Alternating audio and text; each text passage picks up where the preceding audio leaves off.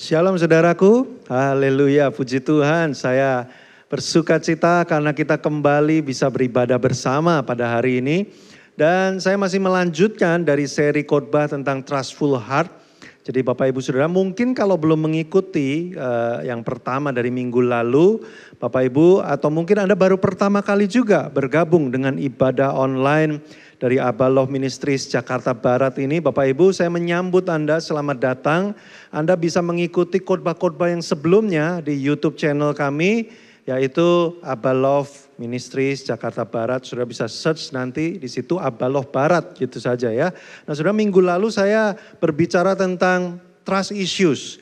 Dan saya sempat menyinggung sedikit bahwa salah satu yang penting di dalam trust issues adalah bagaimana kita bisa menjadi seorang pribadi yang bisa dipercaya atau trustworthy person.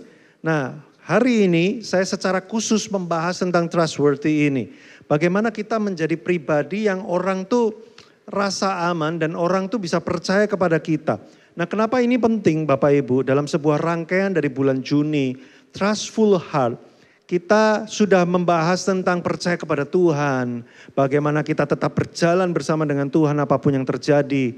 Lalu bagaimana kita membangun mutual trust dalam kehidupan kita bersama-sama di pelayanan, maupun di pernikahan, maupun di dalam pekerjaan. Dan bagian yang terakhir dari bulan ini saya ingin secara khusus berfokus kepada diri kita. Ya, apa yang harus kita lakukan untuk menjadi pribadi yang trustworthy? Karena saudaraku, trust issues itu dimulai dari apa sih? Kenapa sih kita tuh menjadi sulit sekali percaya kepada orang? Itu akar pertamanya mulainya apa? Karena kita menjumpai ada orang-orang yang tidak bisa dipercaya. Betul Bapak Ibu ya? Karena kita sering ketemu orang yang kita gak bisa percayai, lama-lama kita juga males untuk percaya sama orang, ya kan? Nah jadi akar pertama problem dari trust issues itu adalah semakin habisnya atau semakin lenyapnya atau semakin berkurangnya trustworthy person di sekitar kita. Orang-orang pada gak bisa dipercaya semua. Nah makanya untuk memulihkan problem ini supaya gak muncul terus. Untuk memulihkan keadaan ini. Untuk membuat trust issues ini berkurang atau bahkan hilang di tengah-tengah kita. Maka kita bisa mulai dengan menjadi trustworthy person. Kita harus menjadi orang yang dipercaya lebih dulu Bapak Ibu. Kalau andaikan, bayangkan Bapak Ibu Saudara ya, di rumahmu saja, keluargamu ya, orang tua dan anak, semuanya bisa dipercaya. Ya, orang tua ngomong sama anak, jangan lupa ya nanti pulang jangan lebih dari jam 10 malam. Beneran sebelum jam 10 udah pulang. Nanti anak bilang sama orang tua, Pak jangan lupa ya nanti Sabtu kita pergi bareng.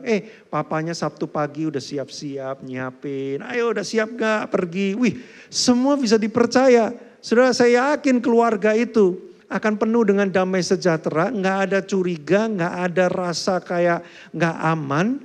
Gak ada yang namanya trust issues. Kenapa? Karena semua bisa dipercaya. Bayangin kalau kerja satu kantor ya. Bosnya ngomong apa ya, kita butuh nih laporan ini nanti waktu meeting. Beneran waktu meeting semua laporan siap gitu ya. Waktu nanti bawahannya bilang bos kita butuh nih disupport di ini bisa nggak bantu ya. Ngomong sama bagian ini. Bosnya telepon semuanya done, well done. Jadi wah kita bisa percaya. Oh, atasan percaya sama timnya percaya sama atasannya. Kerja enak banget. Gak ada rasa gak aman. Nah andai kan dunia semuanya menjadi trustworthy person. Kita gak akan punya trust issues lagi. Nah itu sebabnya kita orang-orang Kristen. Orang-orang yang hidup di dalam nilai-nilai kerajaan Allah.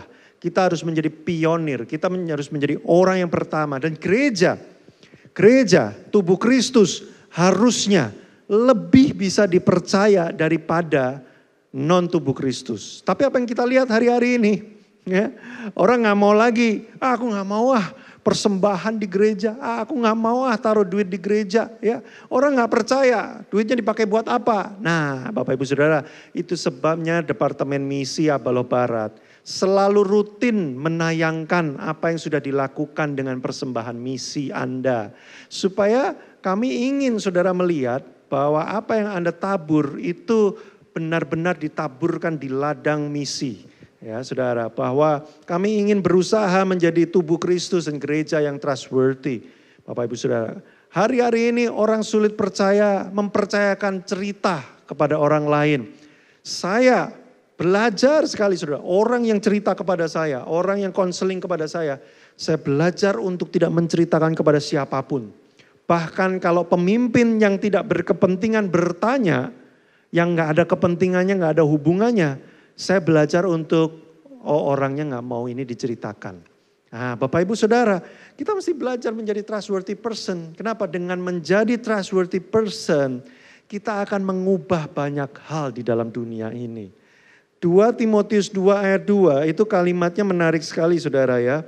2 Timotius 2 ayat 2. Ini Paulus ngomong kepada Timotius, apa yang telah engkau dengar daripadaku di depan banyak saksi, percayakanlah itu kepada orang-orang garis bawahi yang dapat dipercayai, yang juga cakap mengajar orang lain. Jadi rupanya skill itu belakangan. Ya, kalau kita mau mempercayakan sesuatu kepada seseorang, bukan hanya sekedar dia punya kemampuan untuk melakukannya, tetapi yang pertama adalah hati, karakter, attitude orang ini memang responsibel. Dia memang bisa dipercaya. Nah ini saudara, dari kalimat ini saya menemukan kebenaran, rupanya kepercayaan itu tidak bisa ditaruh kepada semua orang. Ya, makanya saya minggu lalu berkata, saudara tidak harus percaya kepada semua orang, nggak harus. Ya, dengan ayat ini kita menemukan ternyata memang ada orang yang tidak dapat dipercaya. Itu sebabnya banyak orang nggak mau ngasih kepercayaan sama dia. Nah kita sering kesel ya, kok gaji gue gak naik-naik sih? Pertanyaannya saudara bisa gak dipercayai dengan gaji yang lebih tinggi? Posisi yang lebih tinggi. Lah kalau saudara kerja, ya anggap saja gini, level supervisor, saudara level supervisor. Saudara nuntut, kapan saya gajinya level direktur? Ya masa supervisor terus. Pertanyaannya, kalau saudara diberikan kapasitas seorang direktur, saudara sanggup gak untuk dipercayakan hal itu? Kalau nggak sanggup, jangan nuntut gaji kayak direktur. Nah ini dia, saudara problem trust issues terjadi karena kita nggak niat menjadi orang tuh yang bisa dipercaya. Bahkan saya ketemu banyak sekali anak-anak muda, ini khusus buat anak-anak muda walaupun anak-anak tua juga boleh ya. Ini anak-anak muda nih saya ketemu banyak sekali nuntut, minta, saya pengen lebih gini dong, saya pengen lebih gini dong. Tetapi hidupnya nggak di-upgrade, nggak ditambah. Gimana orang bisa percaya kalau kita nggak trustworthy? Kita nggak layak untuk mendapat kepercayaan itu. Nah makanya saya lihat lewat 2 Timotius 2 ayat 2 ini. Bahwa memang kita harus menjadi orang yang bisa dipercayai. Bagaimana Tuhan bisa mengaktifasi kalau kitanya nggak bisa dipercaya untuk sesuatu yang akan diaktifkan itu. Tuhan mau mengaktifkan urapannya. Tapi jangan-jangan kita pakai urapan itu untuk jualan.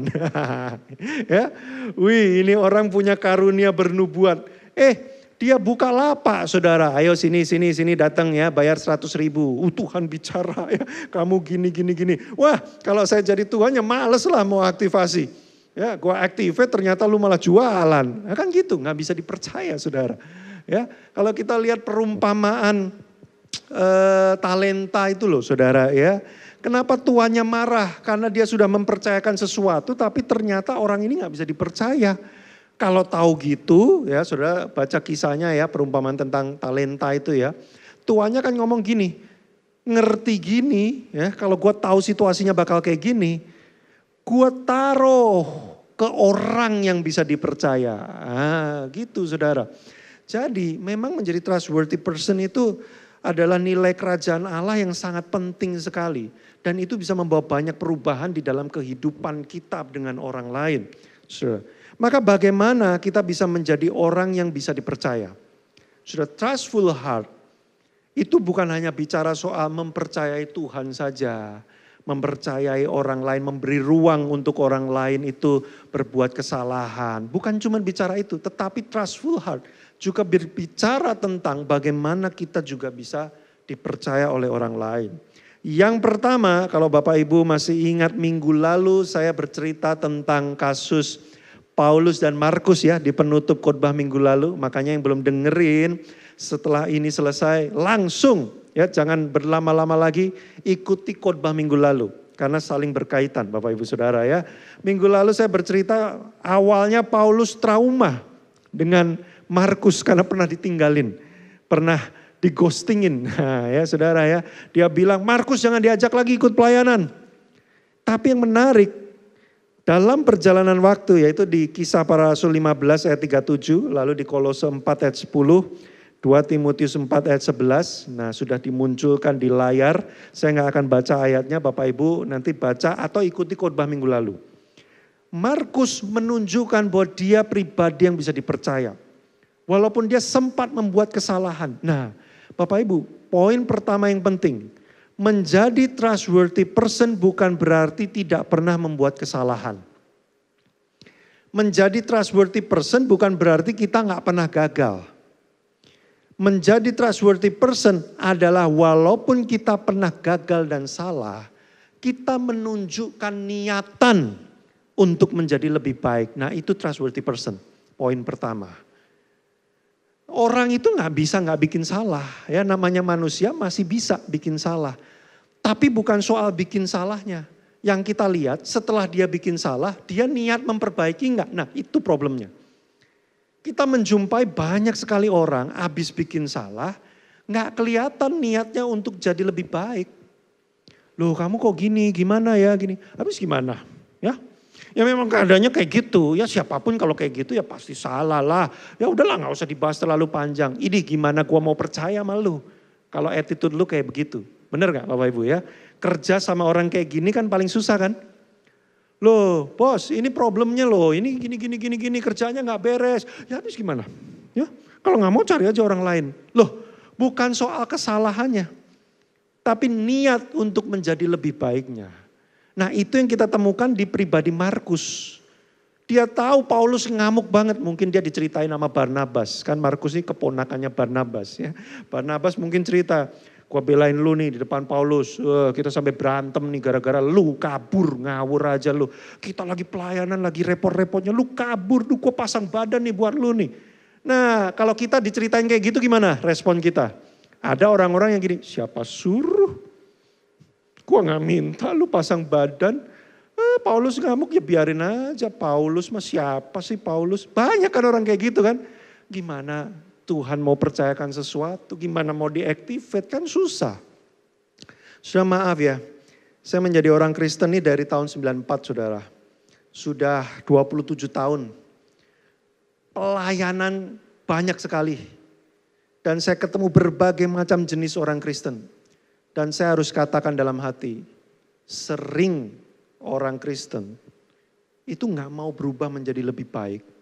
Pada waktu dinyatakan ada satu hal yang Tuhan pengen ubah dalam hidupnya. Banyak sekali yang meresponinya dengan, ya udah siapa suruh. Ya gue gak minta disuruh pelayanan, ya, waktu itu gue ditanyain mau gak pelayanan. Gue gak minta-minta kok pelayanan. Sudah attitude semacam inilah yang membuat trust issue muncul di tengah-tengah kita. Karena banyak orang gak niat untuk jadi lebih baik. Nah maka trustworthy person yang pertama bukan soal gagal dan salahnya. Semua orang bisa gagal dan salah. Tapi trustworthy person, orang yang berniat untuk memperbaiki hidupnya menjadi lebih baik seperti Markus. Dia menunjukkan walaupun saya dulu ngawur, saya dulu salah. Tapi saya memperbaikinya, saya mau untuk menjadi lebih baik. Nah itu yang pertama. Kemudian yang kedua, Kisah Para Rasul 6 ayat 3, menarik sekali juga ya ayat ini. Saudara, Alkitab tuh banyak sekali ya kalimat-kalimat yang sungguh dalam dan menarik. Kayaknya saudara mesti baca. Ini ceritanya waktu para rasul mengangkat 7 orang untuk melayani diakonia. Karena itu saudara-saudara, pilihlah 7 orang dari antaramu, garis bawahi kata-kata ini, yang terkenal baik. Nah ya. Jadi gak asal pilih, pilihlah siapa? Yang terkenal baik dan yang penuh roh dan hikmat supaya kami mengangkat, mempercayakan kepada mereka untuk tugas itu. Rupanya para rasul waktu mau mempercayakan sebuah aktivasi tertentu, pergerakan yang lebih besar lagi, salah satunya adalah yang terkenal baik. Dalam bahasa aslinya martureo. Martureo ini artinya adalah kesaksian. Jadi artinya apa? Pilihlah orang yang hidupnya ini bicara. Kita nggak usah ngomong ini orang jujur apa enggak. Kehidupannya yang bicara bahwa orang ini jujur. Nah, itu maksudnya kesaksian atau martureo itu, saudara. Jadi trustworthy person yang kedua adalah orang yang hidupnya memancarkan nilai-nilai. Dia nggak usah ngomong, orang nggak usah cerita tentang dia. Orang lihat dia langsung tahu bahwa ini orang nilai-nilainya seperti ini. Nah problemnya hari-hari ini saudara, orang Kristen banyak ngomong tapi kesaksian hidup yang keluar dari hidupnya nggak sama dengan yang dia ngomong. Kebetulan saya melayani di pelayanan worship ini sudah lama sekali saudara. Sejak saya bertobat saya sudah terlibat di dalam pelayanan worship. Kenyang sekali melihat dunia perworshipan. Dunia pelayanan perworshipan itu kenyang sekali saudara. Dan saya juga sudah kenyang melihat ya orang-orang yang waktu melayani nyembah itu udah kayak dekat banget dengan surga gitu ya saudara ya. Kalimatnya I love you Jesus. Ya, I worship you God. Keren banget saudara ya. Tapi waktu turun dari mimbar, hidupnya bicaranya lain. Ya, mulutnya ngomongnya I love you Jesus. I worship you. Ya, you are the only one God. Wes ya. Saya mencintaimu Tuhan. Apapun aku akan berikan untuk Engkau Tuhan. Luar biasa ya. Tapi waktu turun mimbar hidup sehari-hari, martureonya yang keluar orang lihat nggak gitu. Orang lihatnya ini bukan cinta Tuhan, ini cinta samcan. sangat terobsesi sekali gitu ya. Kalau sama firman Tuhan gak segitunya ya. Tapi sama samcan segitunya banget. Jadi sebenarnya lu worship God atau worship samcan gitu. Nah sudah nangkep gak maksud saya? Ini yang membuat trust issue muncul. Ini yang membuat orang tuh gak mau masuk gereja. Ini yang membuat orang gak mau datang komsel. Ini yang membuat orang tuh gak mau bersentuhan dengan orang Kristen. Kenapa? Karena mulut kita ngomongnya A, tapi martureo hidup kita Z. Sudah gini loh, kita mau jualan kayak apa? Kita mau promosi ya, bilang ya, ini bakmi enak banget. Tapi waktu orang makan gak enak, kita mau ngomong, enggak ini enak. Orang tetap bilang gak enak. Karena kesaksian martureonya yang berbicara gak enak. Jadi walaupun kita mau ngomong kayak apapun, kita jual pakai sosial media kayak apapun, martureonya udah beda. Nah trustworthy person adalah orang yang martureonya itu nilai-nilai keluar lewat hidupnya. Jadi saudara setiap hari kata-katamu seperti apa, hidupmu seperti apa, caramu kerja seperti apa. Kalau martureomu berbeda dengan apa yang kau ucapkan, makanya orang gak percaya. Trustworthy person, satu, orang yang berniat menjadi lebih baik setiap hari. Walaupun dia gagal, dia ingin memperbaikinya, dia ingin bertumbuh, dia ingin menjadi lebih baik. Yang kedua, trustworthy person, kesaksian hidup yang keluar dari hidupnya. Memang nilai-nilai. Nggak usah ngomong, nggak usah diceritain, orang lihat sendiri. Gila, saya sedikit bercerita. Teman saya namanya Raditya Oloan, Bapak Ibu mungkin yang di sosial media tahu ya, beliau meninggal beberapa waktu yang lalu, usianya masih 36 tahun, lebih muda dari saya saudara. Tapi waktu dia meninggal saudara, banyak sekali orang yang terinspirasi. Hari-hari ini video dia, perkataan-perkataan dia masih terus muncul di sosial media, di Instagram, di TikTok. Saudara kenapa? Orang begitu terpengaruh, begitu terinspirasi sama hidup teman saya ini. Karena martureo dia saudara, kesaksian hidup dia. Dia nggak ngomong gini loh, gua tuh mengasihi jiwa-jiwa. Dia nggak ngomong, dia nggak perlu ngomong. Tapi hidup dia menunjukkan dia sangat mengasihi jiwa-jiwa. Saudara saya ingat waktu dia ikut kelas saya, training EQ 3 hari. Saya sama dia tuh nggak sampai sedekat teman baik gitu ya, saya masih lebih dekat sama penatua Darwin Yang lah. Ya. Nah jadi nggak deket-deket banget. Tapi waktu dia datang di kelas saya itu, dia lihat saya, saudara, dia langsung kujos gitu. Lalu dia lari, dia peluk saya kan, badan saya kan kurang berotot gitu ya. Dia peluk saya tuh kayak orang meluk apa gitu ya. Saya langsung berasa ini orang hangat banget ya. Martureo dia. Hidup dia itu dia gak usah ngomong bahwa gue perhatian lu sama lu. Gue tuh mengasihi lu apa adanya lu. Gue tuh sayang sama lu. Gak usah ngomong. Semua orang yang di sekitar dia tahu dia hidupnya emang kayak gitu. Saudara, ini trustworthy person. Nggak heran orang pada curhat yang terdalam. Kalau saudara dengerin curhat orang sama dia, curhatnya mengerikan-mengerikan. Yang nggak pernah diceritain nama PKS-nya, yang nggak pernah diceritain nama gembalanya, nggak pernah diceritain nama penatuanya, nggak pernah diceritain nama konselornya, diceritain nama teman saya ini. Lo kok bisa gitu? Trustworthy person. Saudara, itu yang mengubah dunia. Kenapa orang Kristen di gereja mula-mula pada zaman Kisah Para Rasul very world changing, mengubah dunia banget. Karena mereka bisa dipercaya, saudara, bayangin loh. Orang sampai jual harta, rumah, semuanya ditaruh di kaki Rasul. Gila, kalau hari ini siapa yang mau lakukan itu? Kok orang bisa sampai percaya banget sama tubuh Kristus segitunya banget? Karena mereka lihat hidupnya rasul-rasul, itu emang martureonya jelas. Mereka lihat Kristus nyata lewat hidup rasul-rasul ini. Mereka hidup bukan cuma, mereka gak mikirin dapat duit apa, tapi mereka pakai semuanya untuk dibagi-bagikan. Dikatakan Kisah Para Rasul kayak gitu. Gak ada orang yang berkekurangan. Saudara, ini PR buat kita. Abalo Barat ini PR buat kita.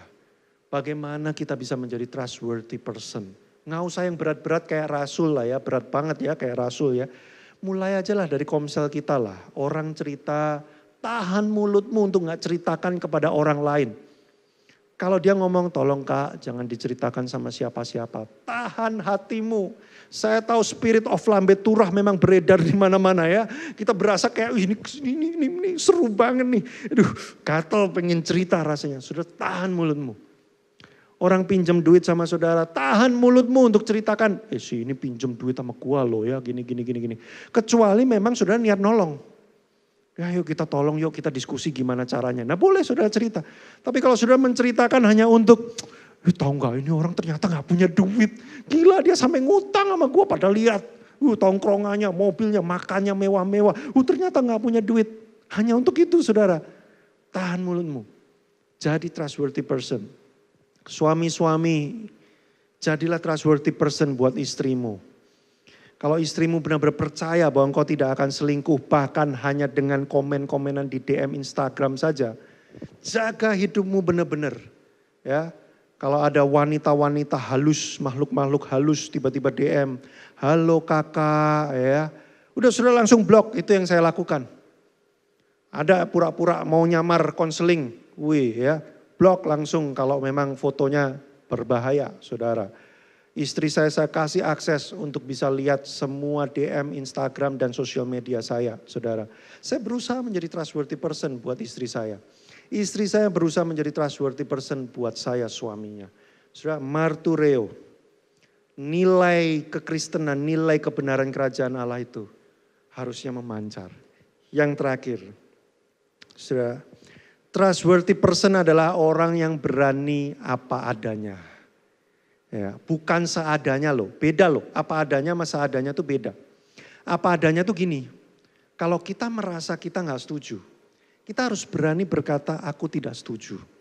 Kalau seadanya itu kita gak setuju tapi kita ngomongnya lu bego ya. Kayak gini aja lu gak ngerti ya, lu bego banget sih. Itu bukan apa adanya, itu seadanya, lu ngawur.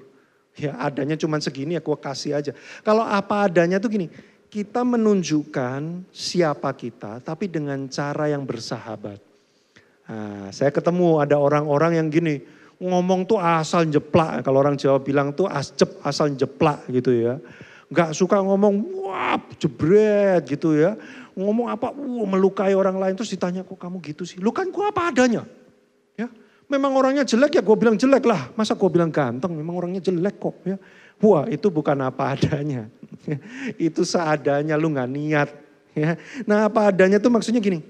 Kalau memang kita merasa gak bisa jangan bilang bisa. Bilang oh aku untuk saat ini gak bisa. Bisa nggak Kak anterin? Oh maaf ya, aku belum bisa nganterin. Ya, nah kenapa? Karena kalau kita nggak apa adanya, kita bohong, nanti orang lama-lama nggak percaya sama kita.